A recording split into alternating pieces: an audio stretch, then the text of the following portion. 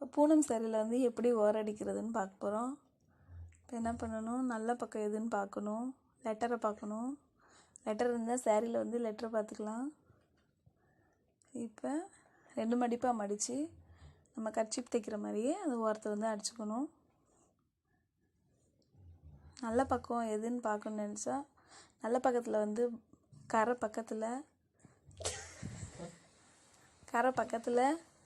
வந்து எப்படி இருக்குன்னா டார்க்காக இருக்கும்.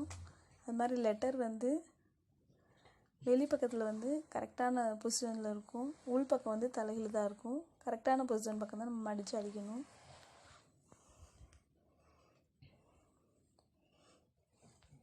இது வந்து பூனம் சேரீயில் வந்து இது ஒரு டைப்பு. கரெக்டாக நம்ம வந்து இழுத்து பிடிச்சி கரெக்டாக அடித்தோன்னா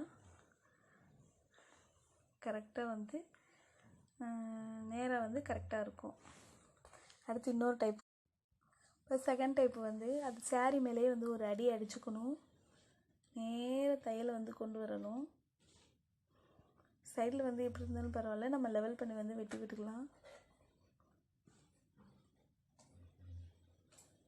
அடிச்சுட்டு அதை அப்படியே வந்து மடித்து வந்து நம்ம அடிச்சுக்கலாம்.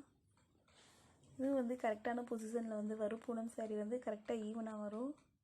அந்த நூல் வந்து இழுவ கொடுக்காம கரெக்டாக ஒரு லிமிட்டுக்கு மேலே இழுக்காது. அதனால் கரெக்டாக நம்ம அடிக்கிறதுக்கு வந்து வசதியாக இருக்கும்.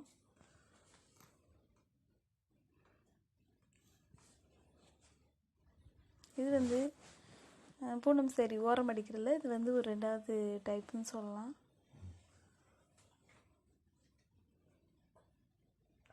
அடுத்து 3வது டைப் வந்து லைட்டாக நம்ம எப்பயும் போல் ஒரு 1/4 இன்ச்சு வந்து மடித்து அடிச்சுக்கலாம்.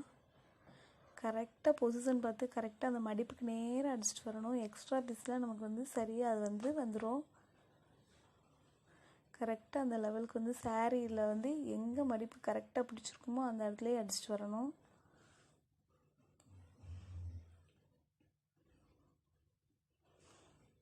இப்போ கரெக்டாக நம்ம நேராக அடிச்சுட்டு வந்த நூலை இப்போ மடித்ததுலேயே வந்து எக்ஸ்ட்ரா பீஸ் வரும். அதை கரெக்டாக லெவல் பண்ணி வந்து நம்ம வெட்டி விட்டுக்கணும்.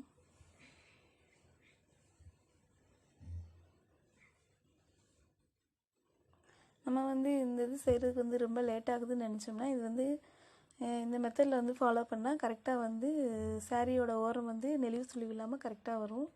இப்போ இன்னொரு மடிப்பு வந்து மடிச்சுட்டு ஸ்ட்ரைட்டாக அடிச்சுக்கலாம்.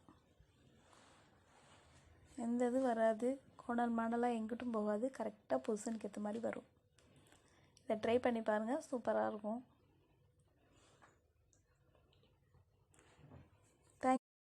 தேங்க்யூ.